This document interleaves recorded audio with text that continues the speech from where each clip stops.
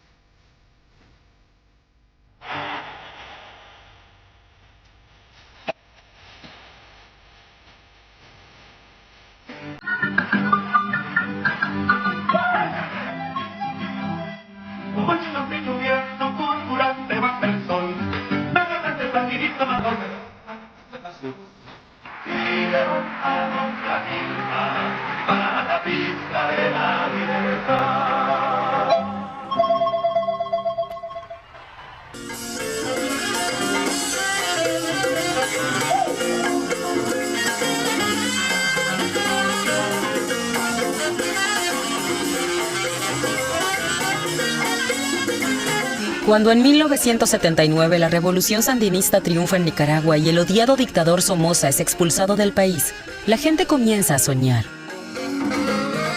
Los pueblos oprimidos recuperan la esperanza de que sí es posible liberarse de un brutal tirano. Decenas de miles de personas de todo el mundo viajan a Nicaragua en los años 80 para participar en la reconstrucción de un país desangrado. Solo de la entonces Alemania Occidental llegan 15.000 brigadistas, cosechan café y algodón, construyen escuelas, jardines de infancia y dispensarios médicos. Surgen 600 grupos de solidaridad y más de 30 hermanamientos entre ciudades de la Alemania Federal y Nicaragua. Yo estudiaba en ese momento en Münster y a mí también me atrapó el espíritu del cambio. En total viajé 4 veces a Nicaragua para trabajar en la construcción de una escuela y un jardín de infantes y para cosechar café.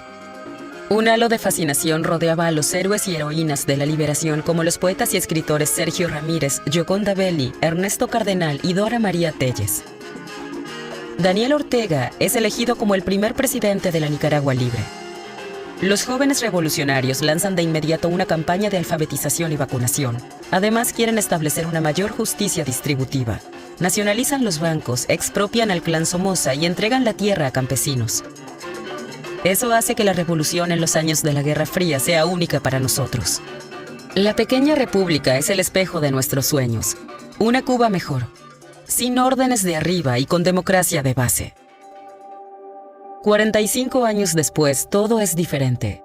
Ortega ha pasado de ser un revolucionario aclamado a un brutal dictador que no duda en matar a manifestantes y encarcelar a antiguos compañeros de lucha. ¿Cómo se pudo llegar tan lejos?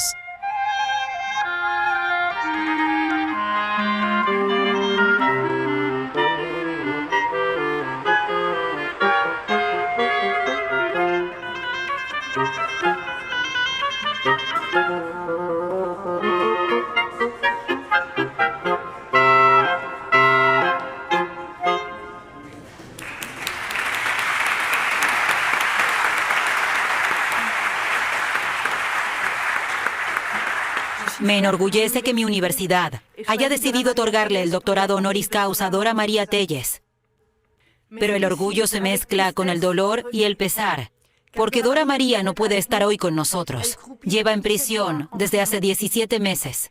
Agradezco a Carlos Fernando Chamorro, uno de sus amigos más cercanos, que la representa aquí. Gracias.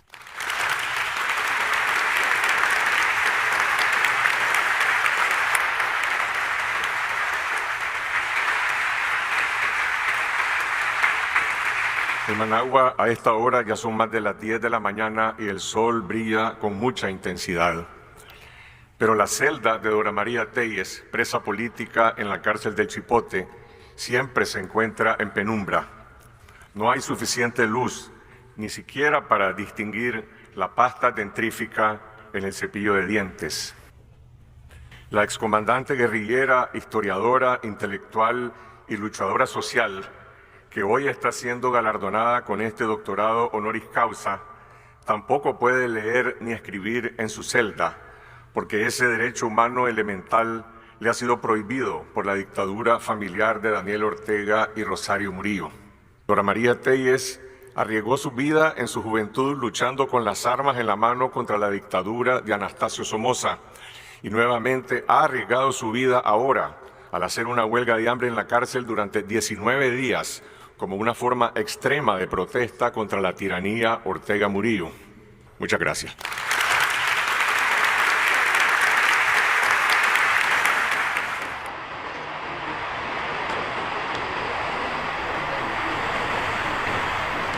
Cuando salió la noticia de que Dora María Tellez estaba haciendo una huelga de hambre, seguir visibilizando todo lo que sucede en Nicaragua, posiblemente yo no vea la liberación de Nicaragua, pero lucho por ella.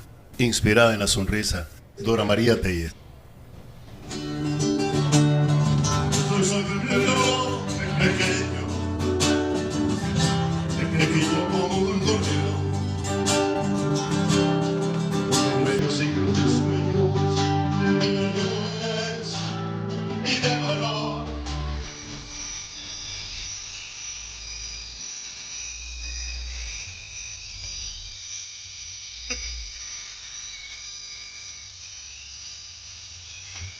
Cuando comenzamos la filmación, Dora María Tellez, una heroína de mi juventud, se encontraba aún en la infame prisión de El Chipote. Que una guerrillera reciba un doctorado honoris causa de la renombrada Sorbona es único. Tan único como la historia de la revolución nicaragüense. Mientras reflexiono sobre los años pasados, me surge una pregunta. ¿Qué ha sido de la esperanza y los sueños de los revolucionarios nicaragüenses y sus partidarios europeos? 45 años después de la victoria del movimiento de liberación, todavía hay alrededor de 100 grupos y ciudades hermanadas en Europa que apoyan proyectos en Nicaragua. Pero hoy en día se prohíben las cámaras en eventos en Francia o Alemania. Casi nadie quiere dar una entrevista. Muchos temen las consecuencias para sus familias y amigos en Nicaragua si aparecen en un film crítico con el régimen. Entre tanto, yo tampoco puedo viajar a Nicaragua. Los críticos de Daniel Ortega hoy no pueden cruzar el río fronterizo entre Costa Rica y Nicaragua sin ser rechazados o arrestados. Decido viajar a Costa Rica, donde se han exiliado muchos opositores. Me acompañan Bárbara Lucas, del Centro de Información Nicaragua de Wuppertal, y Wolfgang Maya, quien en 1979, al igual que Daniel Ortega y Dora María Tellez, participó en la resistencia armada contra Somoza.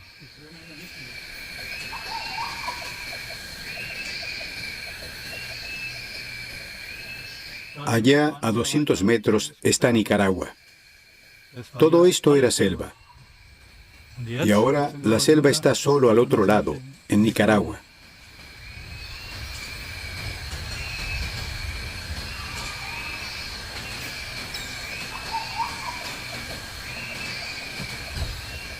Mis compañeros de clase me llamaban Che porque escribía en el periódico escolar sobre solidaridad con el tercer mundo y defendía que se puede luchar con las armas a favor de determinados ideales. Durante mucho tiempo milité en las juventudes socialistas, los Jusos. En la conservadora Baviera era lo más izquierdista. El SPD y también los Jusos tenían sus límites y a veces eran demasiado tímidos para cambiar algo. También participé activamente en el movimiento sindical. Es decir, donde fuera, había que combatir la injusticia.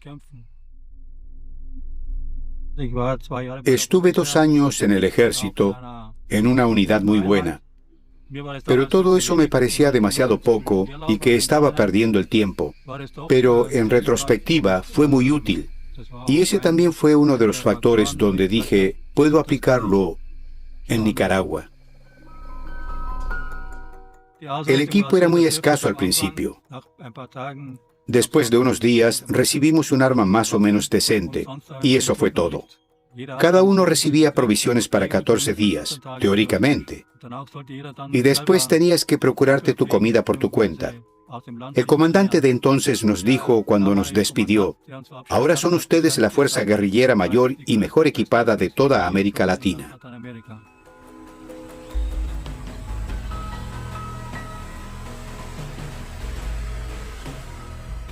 El río es relativamente grande y tiene mucha corriente. Nos trasladamos a la otra orilla. Era una situación peligrosa. Íbamos en una pequeña canoa, 4 personas, y también llevábamos una mochila pesada y el arma. Si la embarcación hubiera volcado, habríamos tenido un problema. En aquel entonces todavía era una selva virgen y en la selva llueve mucho. El problema era que nada se secaba. Al principio intentaba secar las cosas, pero acabé haciendo lo que hacían los compañeros, dejarme las cosas puestas y que el cuerpo las secara. Aunque al día siguiente todo volvía a estar húmedo, así que fue una sensación bastante desagradable marchar constantemente por la selva.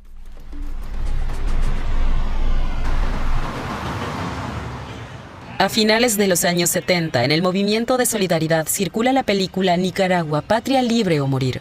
Ofrece una visión de la lucha del FSLN, del Frente Sandinista de Liberación Nacional contra el dictador Somoza y su Guardia Nacional. En San José, Costa Rica, encontramos el antiguo cine donde Wolfgang Maya vio la película en 1979, antes de pasar a la clandestinidad y unirse al movimiento de liberación. En ese tiempo salió esa película que todo el mundo, era un evento enorme, era una cosa que toda la comunidad nica solo pensaba en eso. Nos dijeron que era un proyecto muy delicado. ¡Atención! Y que el equipo nuestro de filmación tenía que ser muy pequeño. La fuerza que tenía Somoza en la prensa internacional era grande. Y los periódicos, sobre todo periódicos norteamericanos y países latinoamericanos grandes, publicaban todo lo que decía Anastasio Somoza. Entonces ahí fue donde un grupo del Frente Sandinista piensa en hacer una película, un documental, para ayudarles a recoger dinero en el mundo. Ese espíritu independiente, esa ansia de libertad política, de libertad social, de libertad económica, que expresa el pueblo nicaragüense en su lucha de resistencia. Hermano, compañero, amigo, cuando nos ganemos la mañana, con su incendio de canto y banderas, entonces haré campo en mi casa, sabremos cuidar la nueva milpa, comeremos en la misma mesa y podrás dormir junto a mis hijos, hermano, compañero, amigo, hermano, compañero, amigo.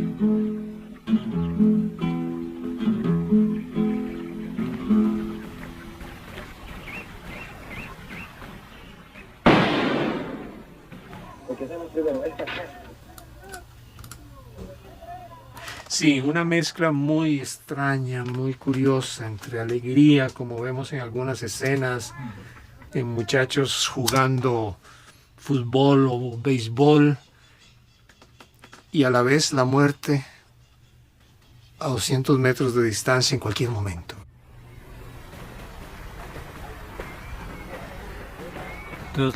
El ambiente en el campamento guerrillero era algo sombrío. Nadie decía nada.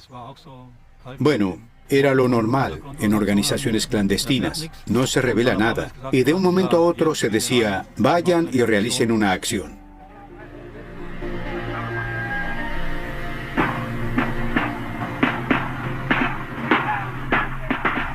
Los combates en la selva, eso es algo que no se puede planificar.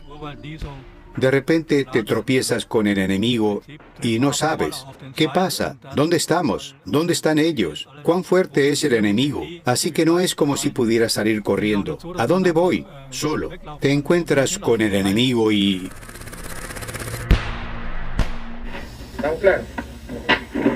Ese ahí, espera ahí. Ese que yo conozco a algunos de ese tiempo ahí, pero que estaban conmigo después.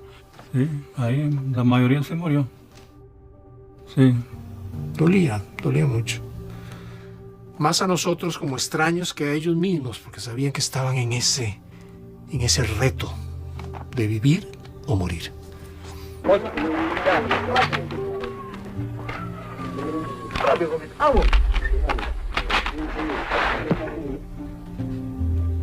Era ansiedad, sobre todo cuando estás en una emboscada. Esa es la parte más difícil. Al final, no fue matanza, simplemente.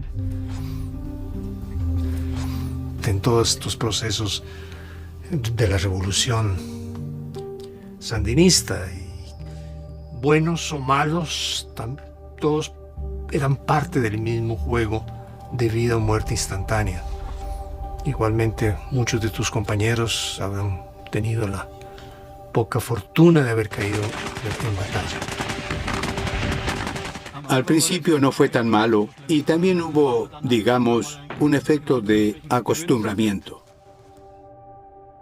Pocas personas de mi unidad murieron en combate, alrededor de 10. Otros fueron capturados por la guardia y luego asesinados. En total de los 124, sobrevivieron 28. Una granada explotó a 2 metros de donde yo estaba. Fue una herida grave, especialmente en los ojos. Al principio aún podía ver algo, al menos con el ojo izquierdo. Me llevaron al mejor hospital de Costa Rica, en ese momento el Hospital México. Hermano, dame tu mano y unidos marchemos ya hacia el sol de la victoria, trayectoria de la libertad. Hermano, de la montaña. La guerra de posiciones afectó bastante a ambos bandos, no solo a nosotros, sino también a la Guardia Nacional. Y al final, el 17 de julio de 1979, Somoza abandonó el país y como resultado, la Guardia Nacional se desmoronó. El 18 de julio de 1979 surgió un vacío de poder y el 19 los sandinistas entraron en Managua ocupando ese vacío. Septiembre da eso, es un salto organizativo, un salto histórico. Desde ahí en adelante, contrario a lo que podía pensar el imperialismo, contrario a lo que podían pensar todas las fuerzas que confiaban de las masas, contrario incluso a lo que podía pensar la dictadura, que creía que había acabado en gran parte con el sandinismo, se genera ese proceso de organización tremendo, nada más que ya se comprende otra cosa más, que todas las fuerzas políticas y organizativas deben estar en función de la insurrección.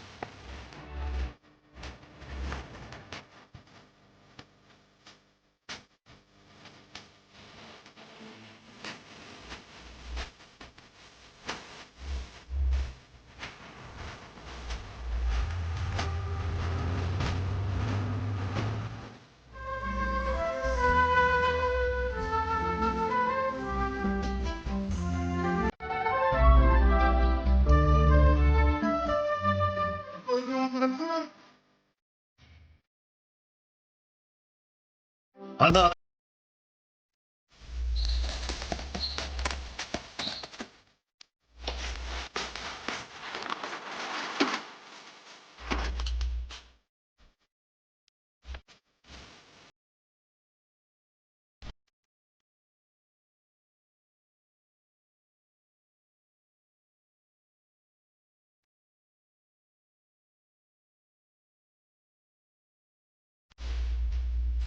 Era muy joven, era como la juventud llegando al poder, ¿no? Y un montón de poetas llegando al poder, gente que era romántica, que había peleado con un gran heroísmo. Todo eso le dio una atmósfera a la revolución que es muy única. No fue muy única, no fue una revolución violenta que matara gente. Después de la revolución hubo mucho perdón, no hubo paredón. O sea, fue una revolución muy humanista.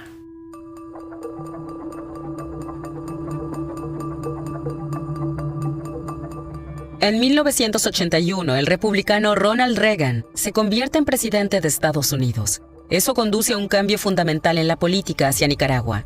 Reagan teme que la victoria sandinista fortalezca los movimientos de liberación en países como El Salvador o Guatemala, y de esta manera ponga en peligro la supremacía económica de Estados Unidos en el continente. El clan Somoza y los hacendados nicaragüenses huidos a Miami encuentran un aliado en Reagan. La falsa afirmación de que Nicaragua no acepta las fronteras con sus vecinos sirve a Reagan de coartada para financiar a la Contra, formada por ex miembros de la infame Guardia Nacional de Somoza y mercenarios pagados por Estados Unidos. Su objetivo es destruir los logros de la revolución y paralizar la economía. Aunque el Congreso estadounidense rechaza cualquier ayuda a la Contra, Reagan la financia vendiendo en secreto armas a Irán. Quizás no sea fácil de apreciar, pero creo que estamos en un punto de inflexión.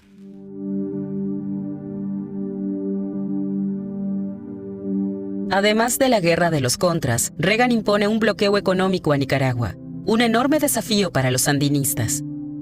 El gobierno germano occidental del cristiano demócrata Kohl apoya la política exterior de Estados Unidos y detiene la ayuda al desarrollo para Nicaragua. Parte de la población rural se une a la Contra. Están descontentos con las políticas económicas centralizadas. Además, los sandinistas intentan llevar la revolución a la selva y alfabetizar a la población indígena en español, el odiado idioma de los colonizadores. Esto provoca una resistencia masiva. Para mi indignación, se reubican comunidades enteras supuestamente para proteger a los pobladores de la Contra. En realidad, se quiere evitar que deserten y se pasen al enemigo. Un gran error que los sandinistas corrigen demasiado tarde con la concesión de autonomía a la población indígena. En 1983, el Centro de Información de Wuppertal organiza la primera brigada para recolectar café, después de la invasión estadounidense de la isla caribeña de Granada para derrocar al gobierno de izquierda. Crece el temor de que pueda suceder algo similar en Nicaragua. Más de 1000 alemanes occidentales se ofrecen como escudos humanos para viajar a Nicaragua. El movimiento de solidaridad espera que esta acción disuada a Estados Unidos de invadir, ya que causar víctimas europeas tendría implicaciones internacionales.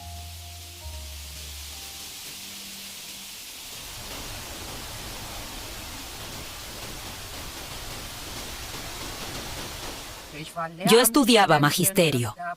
En Renania del Norte, Westfalia, había prohibiciones laborales y congelación de contrataciones. No era lo que había soñado para mi vida. Así que establecer un vínculo con Nicaragua y construir puentes allí y estar involucrada en algo era muy sugerente. Era una perspectiva, algo que daba sentido a mi vida. En el Centro de Información Nicaragua estaba a cargo de eventos, educación y también del archivo. Y de alguna manera logramos organizar un avión entero lleno de jóvenes comprometidos para ir a Nicaragua. Mucha improvisación, pero también mucho nos unimos y creamos algo genial. El entusiasmo es una fiebre contagiosa que se nutre de la idea de estar en el lugar correcto, en el momento adecuado y de dar forma a la historia. La plantación de café a la que llegan acaba de ser expropiada y entregada a campesinos sin tierra.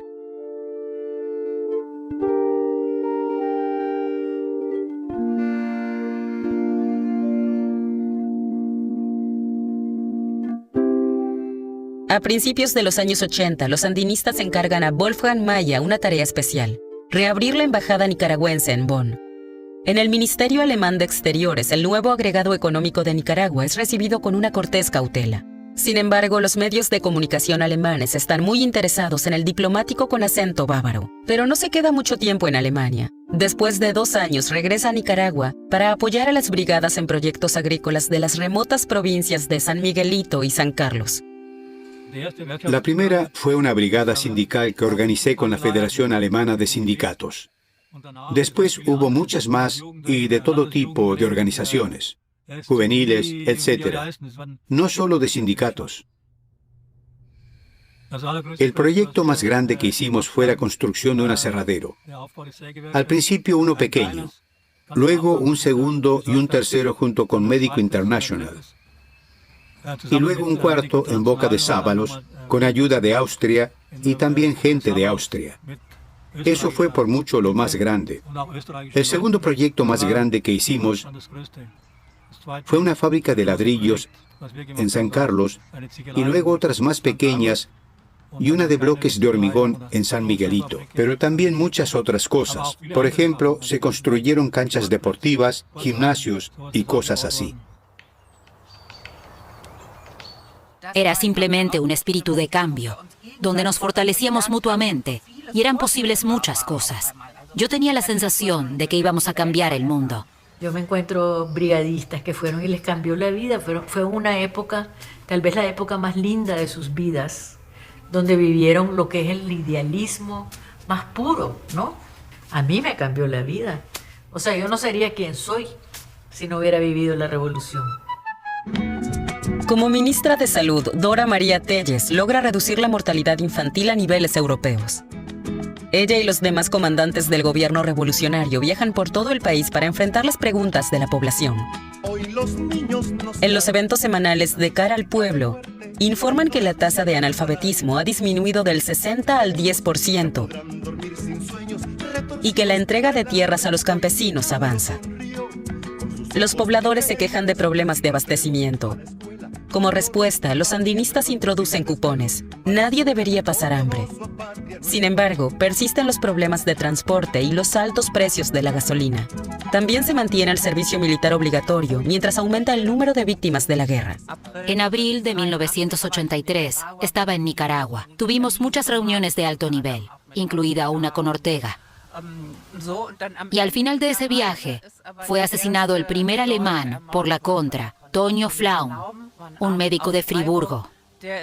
Murió en una emboscada de la Contra en el norte. De repente, la guerra se volvió presente. Fue una conmoción para todos.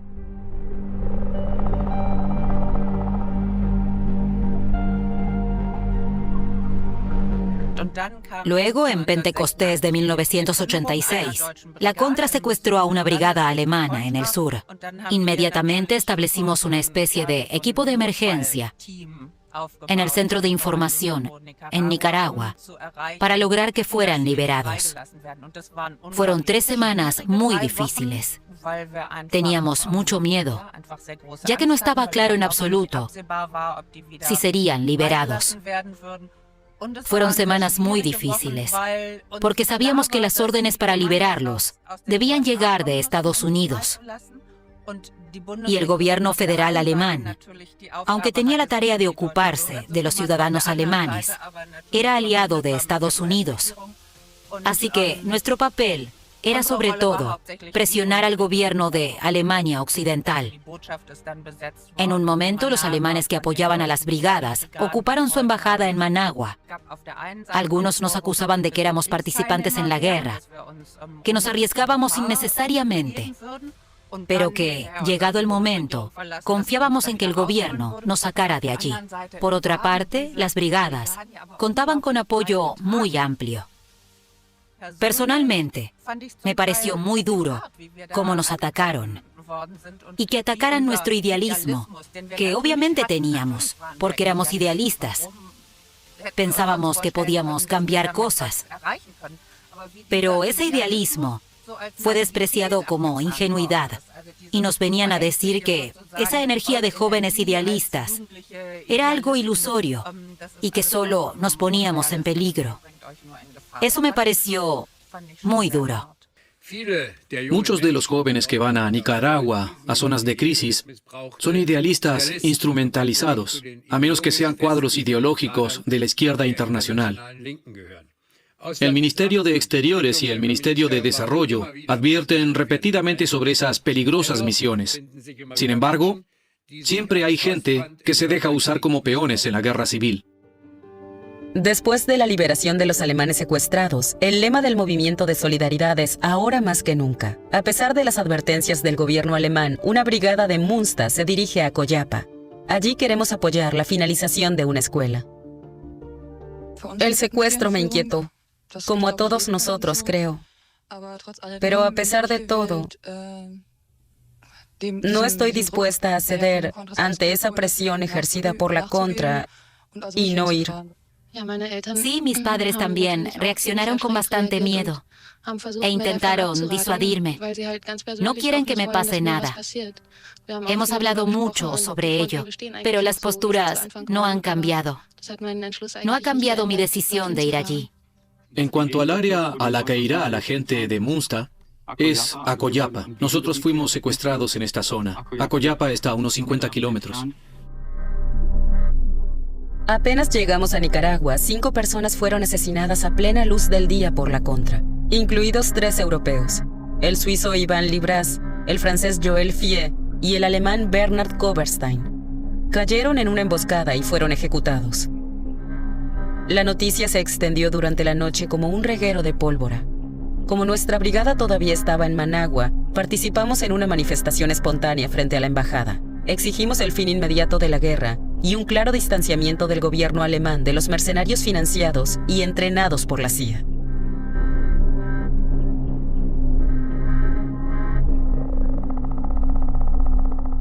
Es el canto de mi tierra, pedacito Nicaragua. Es el canto de la sierra, de los ríos y montañas.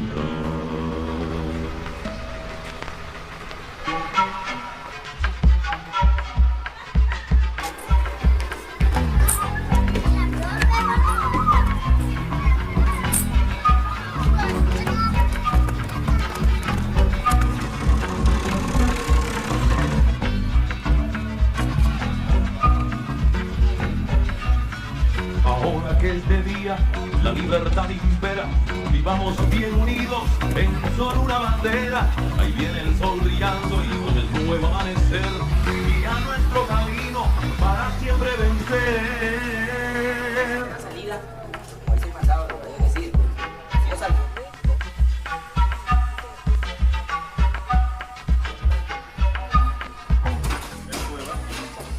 A la mañana siguiente comenzamos a trabajar en la escuela. La estructura básica existía desde hacía años, pero faltaba el dinero para continuar la obra. Es para la escuela de los maestros. Otro es biblioteca. Eso para nosotros. Esos son edificios de la escuela en Munsta.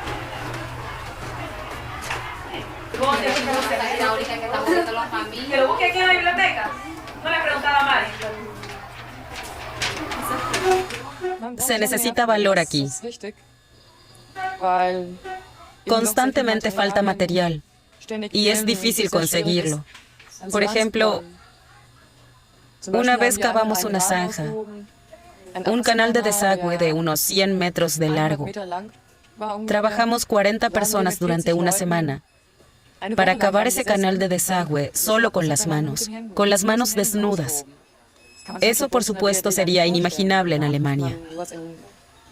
Allí se hacen 2 horas con una excavadora y ya está. Pero aquí, uno pasa una semana con 40 personas, cavando esa zanja con las manos desnudas para poner tuberías. Ese tipo de cosas suceden acá todo el tiempo.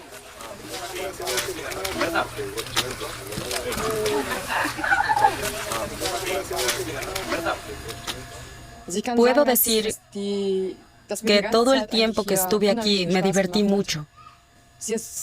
Disfruté la colaboración con los estudiantes y también el trabajo práctico, el trabajo físico. Ha sido una experiencia muy buena.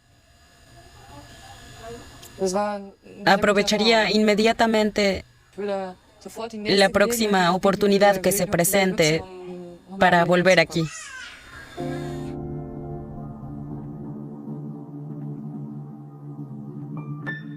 La situación sigue agravándose. La guerra es cada vez más brutal. Por las noches escuchamos impactos de lanzagranadas. El número de combatientes caídos y heridos que son llevados al pueblo aumenta. Las carreteras cercanas a Acoyapa se revisan diariamente en busca de minas después de que la Contra volara un autobús con civiles. Freddy Galeano es el asesor responsable de las cooperativas recién formadas alrededor de Acoyapa. Nos impresiona mucho su dedicación para una distribución justa de la tierra. Nos pide ayuda financiera para una cooperativa en zona de guerra que ya ha sido atacada varias veces. Poco después nos enteramos de que fue secuestrado, torturado y asesinado brutalmente por la Contra.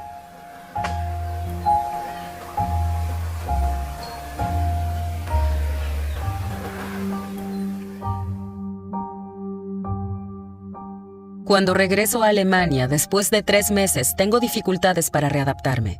Las imágenes de la guerra me persiguen. ¿Qué pasará con mis amigos en Acoyapa? Cuando nos levantamos a las 6:30, nos dijeron que la pasada noche había ocurrido un ataque de la Contra en la carretera de Acoyapa a Huigalpa. La hija mayor de la familia y su esposo no pudieron pasar en auto porque la carretera estaba cerrada. Se dice que una parte de la carretera fue volada. Espera, ¿Acoyapa, Huigalpa? Sí, Acoyapa, Huigalpa. Seguramente el tramo de conexión, esos 4 kilómetros. Quiero volver y combino mis estudios con el trabajo de camarera. Unas semanas después, tengo los 2.000 marcos para el vuelo y la ración diaria de arroz y frijoles. Me uno a una brigada internacional compuesta por 120 personas de más de 20 países que van a recoger café. En la cooperativa cafetalera vivimos como los campesinos. Por la mañana, al mediodía y por la noche comemos gallo pinto, arroz con frijoles. Dormimos con nuestra ropa de trabajo, llevando siempre encima pasaporte, dinero y boletos de avión para huir a los cafetales en caso de ataque. De noche oímos disparos. En una cooperativa vecina, la Contra mata a 4 nicaragüenses en un ataque. Eso nos alarma, y algunos de nosotros abandonan el trabajo y regresan a Europa anticipadamente. Otros quieren armarse, pero no saben cómo manejar un arma. Afortunadamente, los sandinistas rechazan tales solicitudes de manera rigurosa. Curiosamente, no tengo miedo de morir. El trabajo y las condiciones de vida nos lo exigen todo. Algunos días tenemos hambre y sed, porque no hay suficiente agua potable ni frijoles para todos. A pesar de eso, todas las noches sacamos las guitarras, bailamos y cantamos. Es un sentimiento indescriptible estar entre tantas culturas diferentes. Gente de Australia, Canadá, Noruega, Argentina y Sudáfrica, pero también está presente el bloque del Este, funcionarios de Rusia, Checoslovaquia, Bulgaria y la Alemania Oriental. Al llegar a Nicaragua deben entregar sus pasaportes. Tienen prohibido oficialmente entablar contacto con nosotros, los de países occidentales, algo que por supuesto se elude de inmediato, pero no tenemos mucho que decirnos. Los cuadros del Este han traído su propia comida que no pueden compartir con nosotros. Algunos no entienden que asumamos tantas penurias por nuestra cuenta y que arriesguemos la vida.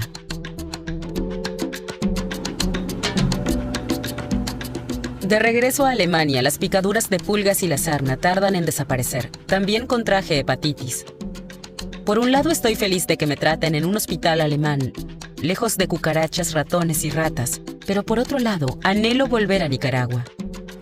Con mesas de libros, la venta de café nicaragüense y presentaciones con diapositivas, informamos en Alemania sobre la guerra en Nicaragua e invitamos a gente de Acoyapa a Munsta. El intercambio no debe ser unidireccional. En reuniones con sindicatos, partidos, en escuelas y con el gobierno regional de Renania-Westfalia, cuentan sobre su vida en tiempos de revolución y recaudan fondos para construir 2 guarderías en Acoyapa. Cuando en 1988 vuelvo a Nicaragua por tercera vez para ayudar en la construcción de 2 guarderías en Acoyapa, compruebo que la euforia inicial ha dado paso a una brutal realidad. Casi todas las familias tienen muertos que lamentar. Cuando los soldados regresan traumatizados del campo de batalla a Acoyapa, a menudo hay solo silencio. Lo indecible, los horrores y la incapacidad de compartir las experiencias se leen en sus ojos. El terror está reflejado en sus rostros. La llegada de Gorbachov al poder en la Unión Soviética insufla vientos de cambio tras la cortina de hierro. El bloque oriental, incluida la Alemania del Este, empieza a tambalearse y las entregas de grano y armas son cada vez más escasas. Los ingresos de los nicaragüenses caen al nivel de la época de Somoza. El 40% del presupuesto estatal debe destinarse a defensa. Los sandinistas consideran abolir el servicio militar obligatorio, pero lo condicionan a las elecciones de 1990. Un gran error.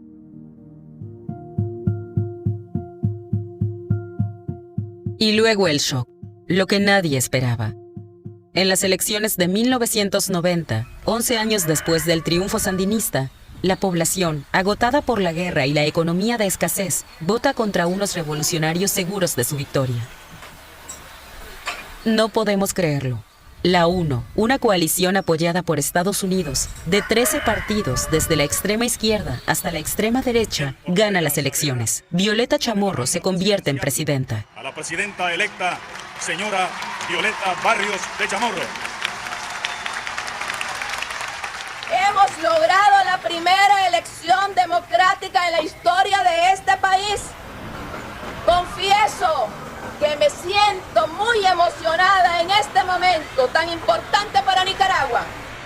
Hay muchas razones por explicar la derrota sandinista. Habían heredado de Somoza un país destruido y sumido en la pobreza extrema. A ello se sumó la guerra de la Contra dirigida por Estados Unidos, en la que 50.000 nicaragüenses perdieron la vida. Ninguna revolución se ha cobrado proporcionalmente a su población más víctimas mortales. La situación se agravó con el bloqueo económico de Estados Unidos, el comercio centralizado con precios fijados para productos agrícolas, la inflación, la burocracia y la política de reasentamiento en la costa atlántica. Y el acuerdo de los sandinistas con la población indígena llegó demasiado tarde. El dolor era profundo y debilitaba la cohesión de quienes en realidad querían lo mismo. También las diferencias ideológicas de la FSLN llevaron a conflictos. A pesar de los esfuerzos por crear instituciones democráticas, el panorama político seguía polarizado. La incapacidad para consolidar la democracia contribuyó al fracaso de la revolución.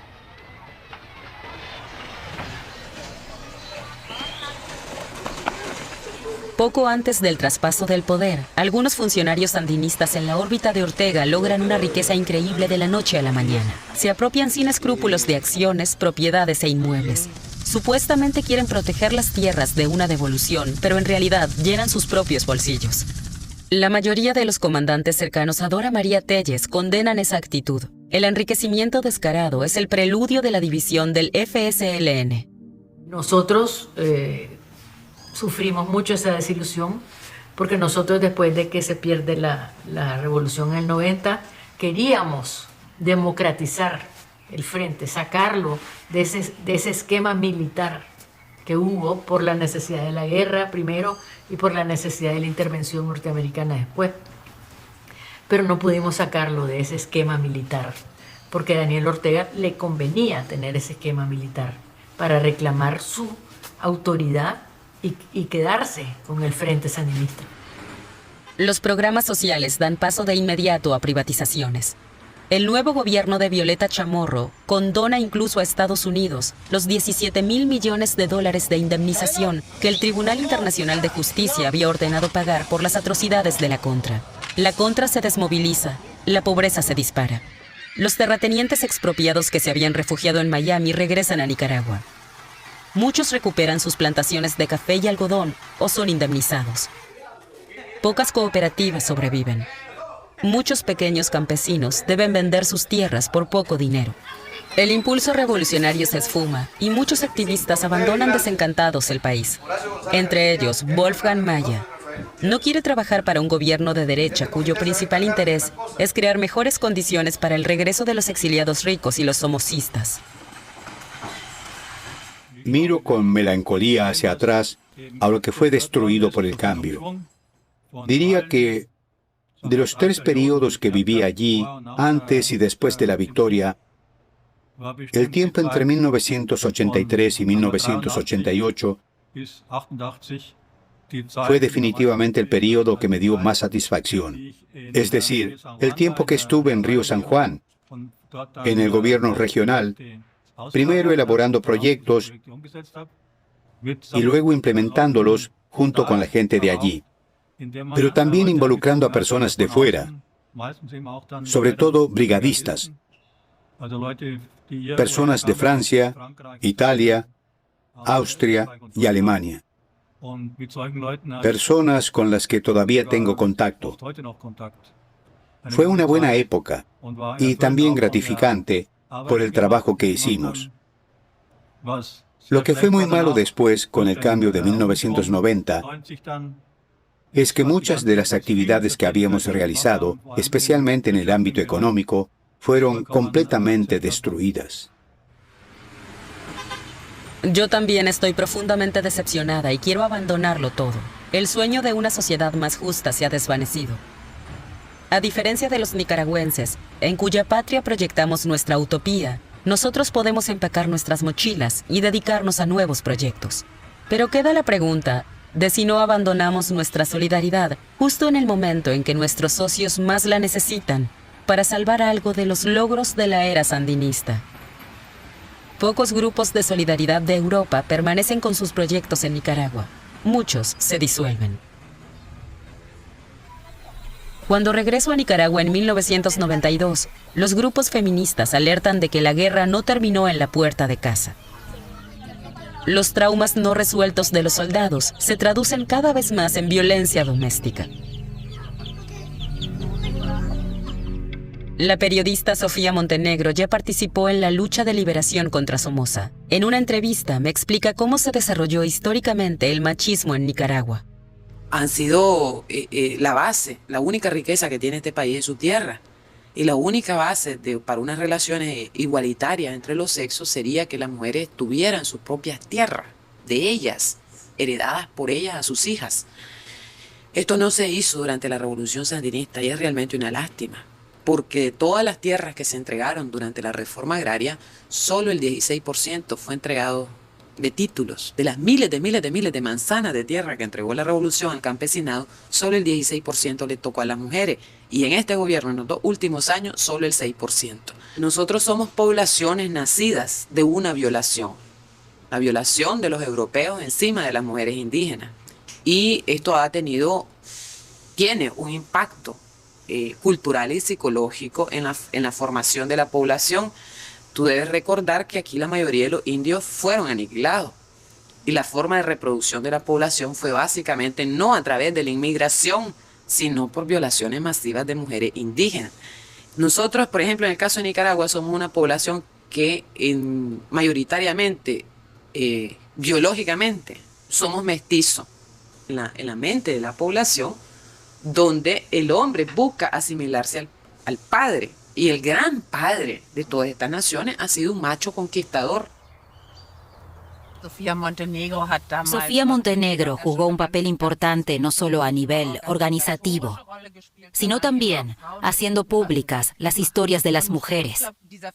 Y creo que esa mirada feminista ya nos permitió ver entonces que el desarrollo dentro del partido no avanzaba hacia una democratización, sino que, debido a toda la situación de guerra, todo se volvía cada vez más estrecho, más jerárquico, más de arriba hacia abajo.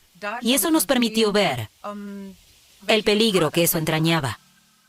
Los poetas y pensadores Dora María Telles, Gioconda Belli, Ernesto Cardenal, Sergio Ramírez y otros, que alguna vez le dieron un rostro a la revolución, se desesperan con el autoritario jefe sandinista Ortega, con quien parece imposible una democratización del partido. Fundan el movimiento de Renovación Sandinista. En él, los ideales del sandinismo traicionados por Ortega siguen vivos. Pero la nueva formación nunca logra un porcentaje significativo de votos. Ortega hace todo lo posible para denunciarlos como sectarios. Así se convierte en frentes antagónicos, lo que había sido el Frente para Medio Mundo, el Frente de Revolucionarios y Escritores Utópicos. Daniel Ortega, cuando perdemos la revolución en el 90, él entra dentro de un proceso, pienso yo, psicológicamente afectado por la derrota y trata de volver al poder, pero ya no en un grupo, no como un colectivo, sino que él ya trata de hacer el Frente Sandinista un proyecto personal y familiar. Y eso echó a perder todo el sueño, echó a perder el idealismo, ya se convirtió en un proyecto personal, ambicioso, lleno de intereses económicos, ideológicos, y ya no contaba con el colectivo. Después de 2 elecciones perdidas y 16 años en la oposición, Ortega es reelegido presidente de Nicaragua en 2007. Se ha convertido en un despiadado luchador solitario. Se presenta como un católico renacido y ayuda al clero a imponer una ley de aborto más restrictiva. A cambio, Ortega no tiene que ir a juicio, a pesar de que su hijastra lo acusa de abuso sexual y violación. Nombra vicepresidenta a su esposa, Rosario Murillo, y coloca a otros hijos en puestos de poder. La censura se intensifica y la violencia policial es cotidiana. Ortega manipula las elecciones y aprueba leyes que le aseguran el poder hasta hoy. Sin embargo, Ortega también recibe reconocimiento por su política social. Familias humildes reciben chapas para los techos de sus casas, las mujeres solteras animales de granja y microcréditos, y el sistema de salud y la educación vuelven a ser gratuitos. Los fondos para esto provienen de un acuerdo con Venezuela que incluye una cooperación en el suministro de energía.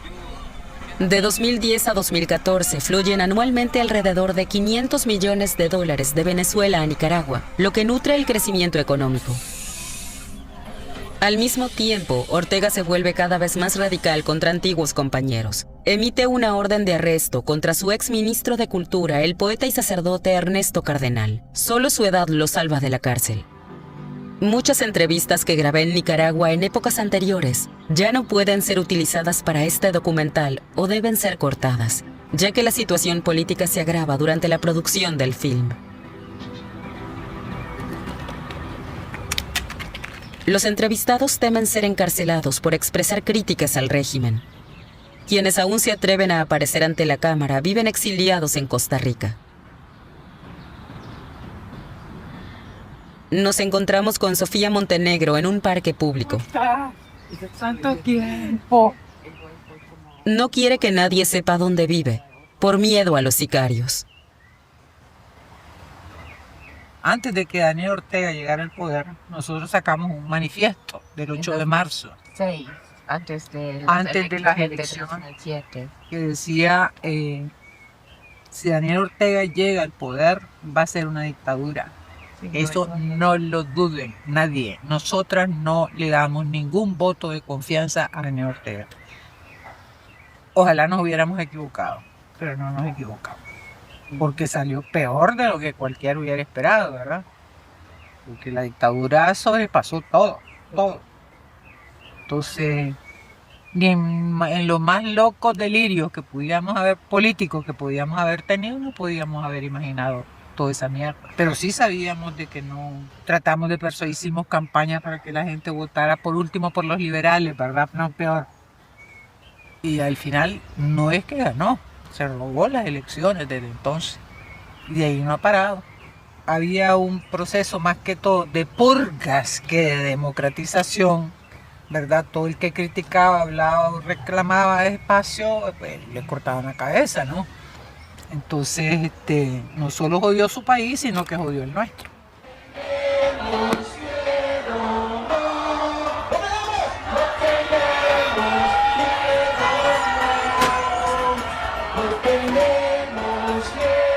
Cuando el precio del petróleo baja, Venezuela se ve obligada a reducir drásticamente su apoyo a Nicaragua.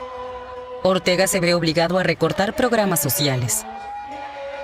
En 2018 anuncia una reforma de la seguridad social, que entre otras cosas conlleva una subida de los aportes a las pensiones. Es la gota que colma el vaso.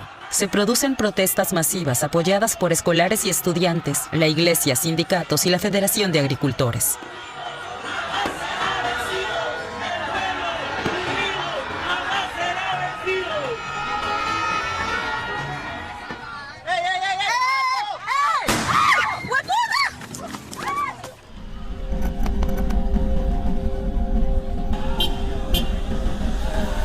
Los manifestantes levantan barricadas, parecido a los tiempos de Somoza. Pero esta vez Ortega, junto a sus matones y a su aparato represivo, está del otro lado. Ninguno de nosotros hubiera podido imaginar que la tiranía de Ortega llegaría tan lejos como para ordenar disparar contra su propio pueblo. Unos 400 manifestantes mueren a manos de la policía y grupos paramilitares. Miles resultan heridos. Quedo en estado de shock.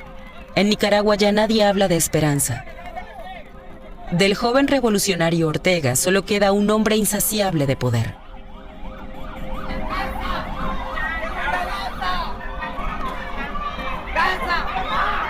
¡La señora!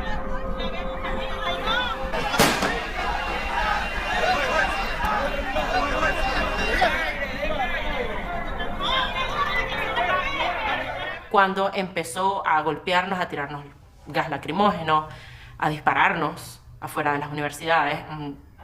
Y ahí fue que la gente dijo, no, basta.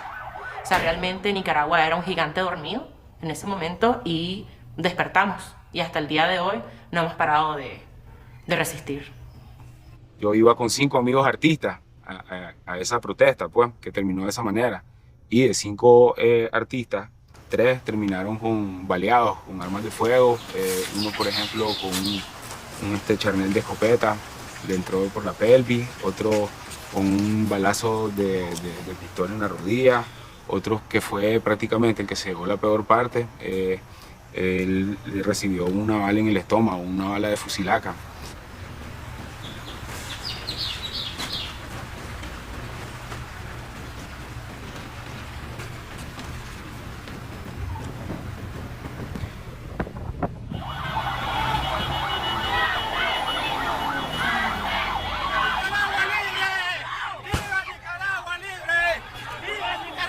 Cientos de opositores son detenidos y sufren graves violaciones a los derechos humanos en prisión.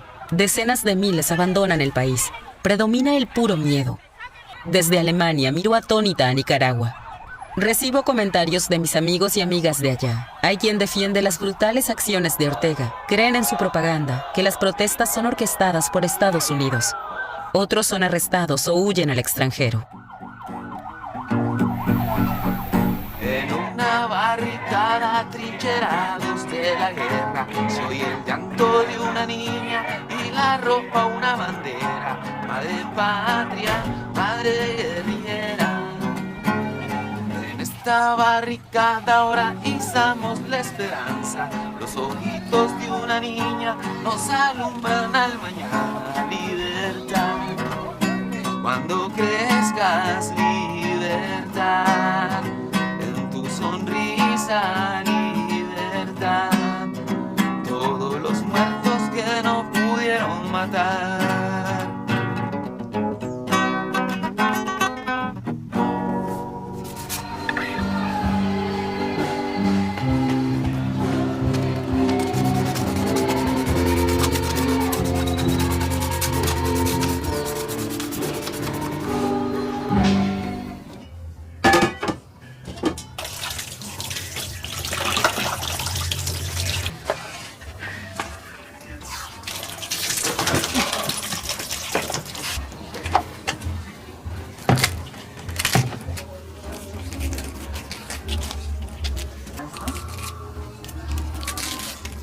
Estaba cumpliendo los 12 años, así.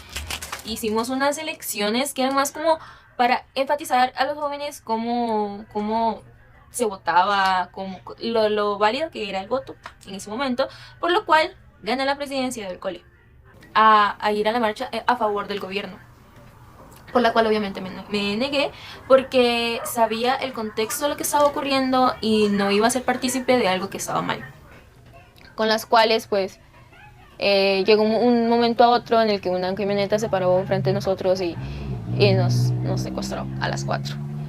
Nos dijeron que eso nos iba a servir como lección para que nosotros fuéramos a la marcha, porque era algo totalmente obligatorio al ser. Eso fue duro, fueron 4 horas de zozobra, pero horrible, horrible, horrible. Al siguiente día pasó lo que más temía. A mi hijo más pequeño, el que tenía 9 años, me le pusieron una arma en esto de acá. Y le dijeron, su mamá tiene que ir a la marcha a favor de nosotros, si no te matamos. Nosotros después de eso decidimos ir a una marcha en contra del gobierno porque habíamos pasado lo que ellos estaban haciendo. Supimos que ese día, como estábamos básicamente como enfrente, éramos como las primeras de la marcha, pero sí hubo atacantes. En ese momento la policía llegó y empezó a lanzar balas de goma, por la cual mataron a una persona enfrente de mí. Esa persona pues murió por una bala de goma en la cabeza.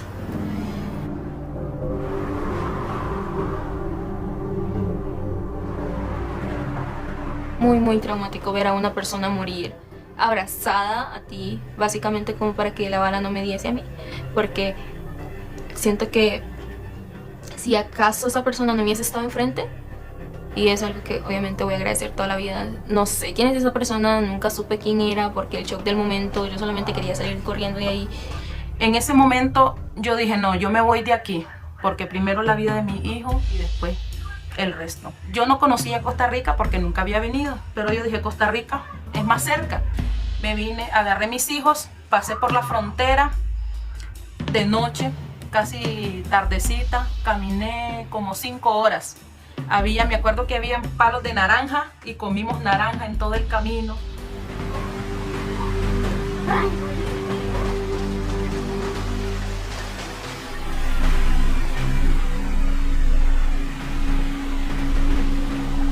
Yo salí del país 11 días antes de mi cumpleaños.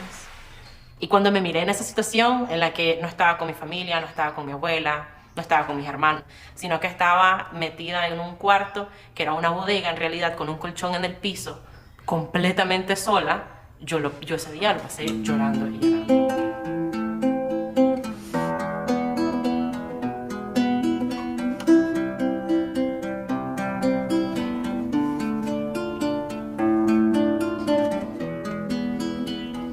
Doña Francisca Ramírez, que es líder del movimiento campesino, se me acercó y me dijo, Olguita, usted canta bien bonito, ¿por qué no le hace una canción a los campesinos? Regresé a mi casa, agarré el ukulele y empecé a tocar la menor y a sentir todo lo que estaba pasando, todo lo que acababa de vivir, lo que estaba viviendo en ese momento, el hecho de que yo seguía en el exilio, que estaba en un cuarto dentro de una casa con un montón de gente que no eran no era mi familia.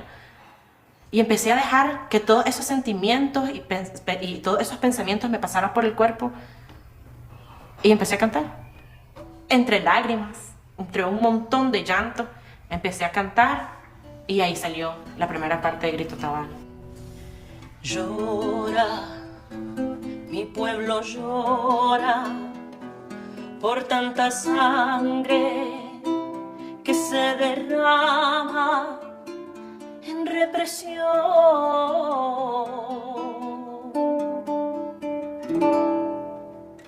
El madroño no logra reverdecer si el colono tala y quema por doquier.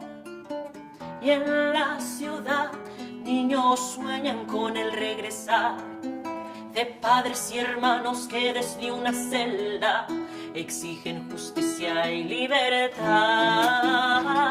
Ni un paso atrás, campesinos lideran las marchas, levantando bandera y la voz, con un grito a Tabal que se escuche por cada rincón.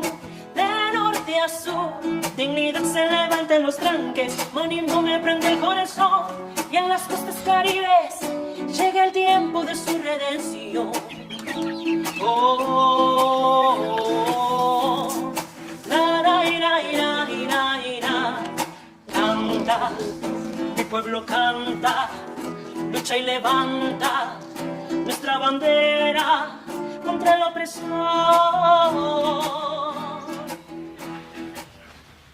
La mujer que inspira a Olguita es la líder campesina Francisca Ramírez, quien hoy en día, según Forbes, está entre las 50 mujeres más influyentes de América Central. Ella también tuvo que huir a Costa Rica porque participó en las protestas contra Ortega.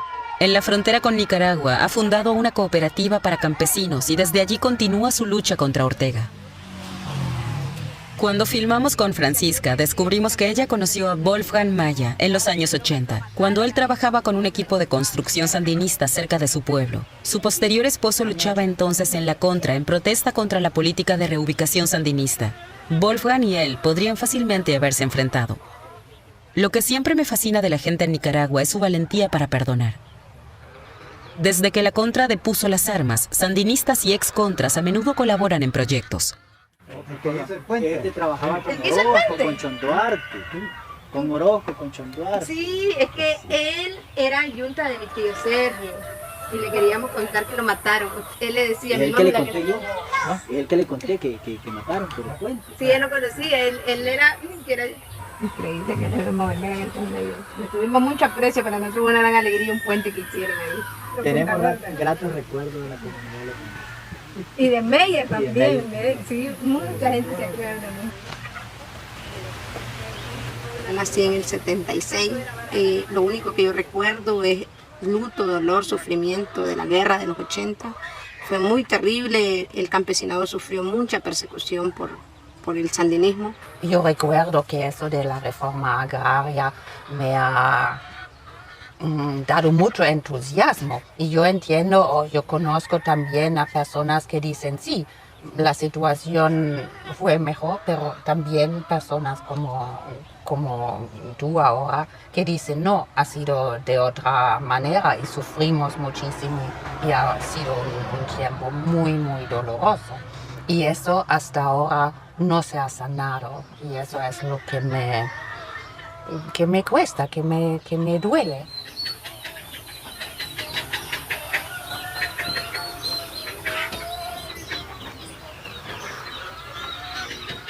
Así construimos esto con tela y hoy ya tenemos un gran avance porque ya pudimos comprar unos lotes de terreno para que las 23 familias puedan ubicarse. Hay 45 niños y adolescentes que van a la escuela, van al colegio, están yendo al técnico, pues tengan mejores condiciones dignas de poder. Y con hambre no se puede pensar, y que es necesario pues tener algún mecanismo y sostenernos y garantizar que podemos ayudarle a otros campesinos para poder seguir la lucha.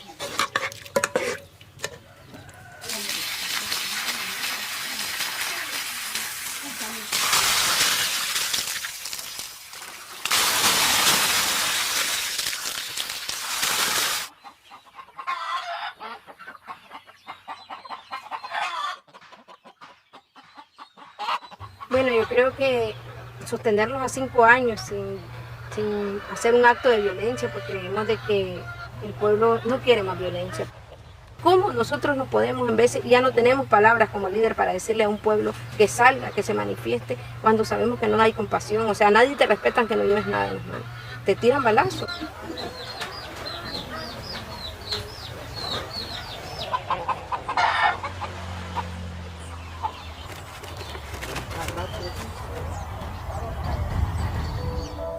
La alegría es inmensa cuando Ortega, en febrero de 2023, excarcela sorpresivamente a más de 200 presos políticos y los deporta a Estados Unidos.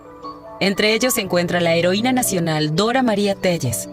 A sus casi 70 años, tuvo que pasar 605 días en aislamiento.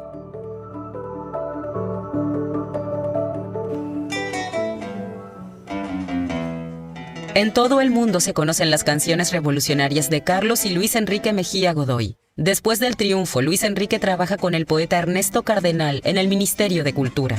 Sus canciones, vinculadas a los acontecimientos políticos en Nicaragua, nos acompañan desde hace 45 años y nos continúan emocionando. Como la mayoría de los poetas y pensadores de entonces, el gran cantor de la revolución sandinista vive, por fuerza mayor, exiliado en Costa Rica. Cuando yo estuve en París, Dora María estaba prisionera y Carlos Fernando Chamorro recibió el honoris causa a nombre de ella. Fue muy emocionante. Era difícil entender que unos meses después ella iba a estar libre en Estados Unidos. Dora María está también exiliada y desterrada en Estados Unidos. Yo tuve la oportunidad de encontrarme con ella en Washington. Le hice incluso una entrevista, pudimos conversar, abrazarnos, celebrar su liberación. ¿Cómo enfrentaste vos el aislamiento? Entonces, esa oscuridad era insoportable, siempre fue insoportable. Y para darte una idea, pues yo llegaba del Patio del Sol y para poder entrar al inodoro tenía que esperar 20 minutos. Para verlo, no lo podía ver. Ya me di varias veces contra la pared, porque no veía la pared de la oscuridad, hasta que 20 minutos se te acostumbra a la vista y ves algo. Pero esa oscuridad me causó a mí, y todavía tengo trastornos de equilibrio. Siento que tengo bastantes defensas, tal vez por el tipo de vida que llevé yo más joven. Y la clandestinidad y eso, pero y además llegué a caminar a 8 kilómetros, 80 vueltas a la celda por kilómetro. Tenía que hacer esas 3 horas para vencer la mañana y mantenerme sana. Y en el caso de las mujeres, que se ensañaron por completo. Es un odio especial que yo no termino de entender. ¿Verdad? ¿Cuál es la razón de ese odio? Pues yo al final llego siempre a la conclusión, Daniel Ortega y Rosario Murillo nos temen. Porque, ¿cuál es la razón? ¿Por qué querían? Que nos enloqueciéramos, que nos matáramos, que nos fracturáramos emocionalmente, que nos fracturáramos psicológicamente, que saliéramos de ahí totalmente tatarata. Pero no lograron nada de eso. A pesar de las tormentas, a pesar de los profetas, a pesar de tanta guerra, habrá futuro. A pesar de los silencios, a pesar de los olvidos, a pesar de lo perdido, habrá futuro. A pesar de las infamias, a pesar de tanto odio, a pesar de los despojos, habrá futuro. A pesar de las mentiras, a pesar de la violencia, a pesar de tanta inercia, habrá futuro. Yo lo veo en el jardín de tus pupilas y en mi corazón que sueña y que respira. Yo lo veo cada vez que me despierto y restaño las heridas de mis sueños imperfectos. Yo lo veo en la sonrisa de mi madre.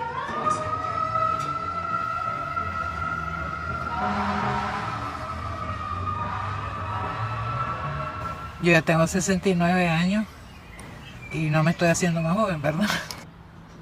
Y entonces, igual me confiscaron la casa, todos mis bienes, las cuentas bancarias, me cancelaron la tarjeta de crédito, me cancelaron la pensión.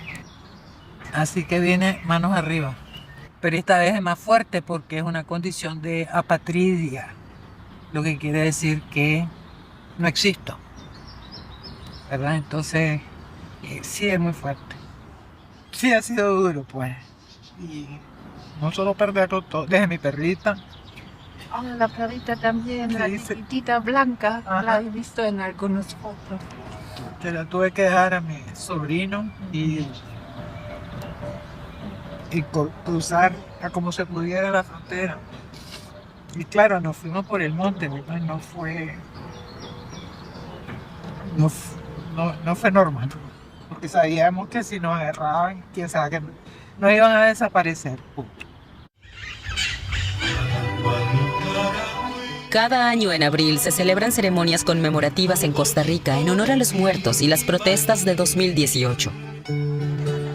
Para las madres de los fallecidos y los estudiantes es importante recordar por qué están exiliados en Costa Rica. Entre tanto, cerca del 10% de los nicaragüenses abandonó su país. En 2023 enviaron unos $5,000 millones estadounidenses a casa. Eso representa el 30% del Producto Interno Bruto y mantiene a flote la dictadura de Ortega. Aunque la Unión Europea y Estados Unidos imponen sanciones a Ortega, tienen poco efecto. La ayuda de Rusia y China compensa las pérdidas.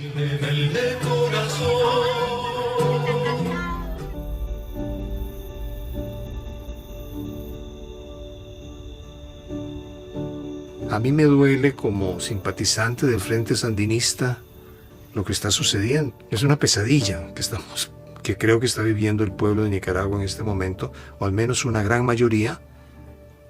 Y de nuevo con el gran temor de que hay un alma que está diciendo silencio o muerte, vida o muerte, como decía el Frente Sandinista. 45 años de Somoza y ahora quieren 45 años de Ortega. Es totalmente insatisfactorio, por supuesto, que muchas cosas que uno hizo durante años y que costaron mucho esfuerzo y dinero desaparezcan, se arruinen. Simplemente marcó nuestras vidas. Para mí fue una parte increíblemente importante de mi vida. Y sin duda valió la pena. No porque todo fuera genial, sino tal vez porque así es la vida. Porque así es como funciona la vida. Y cuando uno es joven o idealista, porque yo era más idealista de joven que ahora, y porque las derrotas simplemente forman parte de la vida. Yo creo que la poesía, la música, es el espíritu de Nicaragua. Y ese espíritu hay que mantenerlo vivo, hay que mantenerlo. No podemos convertirnos en un país solo de llorar, tenemos que seguir riendo, tenemos que seguir teniendo alegría, porque ese es el fin de todas las revoluciones, es la alegría, la felicidad, ¿no? El único espacio de libertad que resiste es el del periodismo en el exilio. Eso no va a cambiar la dictadura, pero mientras se mantenga viva la libertad de prensa desde el exilio, es posible establecer más espacios de resistencia en Nicaragua. Porque en última instancia lo que Ortega muestra es miedo, mucha conciencia de qué es lo que tenemos que hacer para contribuir a la unidad de todos los sectores en el país, para recuperar nuestras libertades y derechos. Eso, pues, yo tengo que agradecerlo al aprendizaje carcelario, sí, y que haya durado suficiente tiempo para salir persuadidos de eso. Importantísimo. Se le vuelve como un boomerang.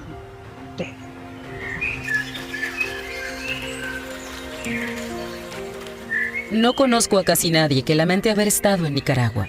Había espíritu de renovación, solidaridad práctica, trabajo duro, canto y baile, y la sensación de estar del lado correcto junto con miles de personas de todo el mundo. Algunos jóvenes con los que trabajamos en Acoyapa ahora enseñan en las escuelas y jardines de infancia que construimos juntos. Las revoluciones no tienen que fracasar, pero tampoco se pueden planificar. Viven de idealismo e improvisación. El mundo necesita el entusiasmo de la juventud. La cuestión de la justicia distributiva hoy es más urgente que nunca. Espero poder regresar a Nicaragua algún día.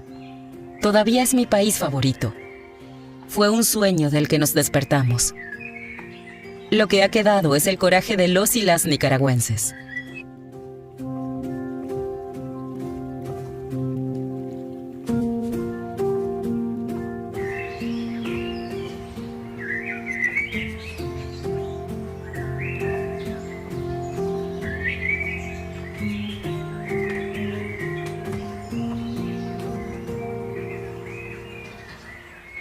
Ay, Nicaragua, Nicaragüita, la flor más linda de mi querer, abonada con la bendita Nicaragüita, sangre de Viriangel. Ay, Nicaragua, sos más dulcita que la mielita de Cámara, pero ahora que serás libre, Nicaragüita, yo te querré mucho.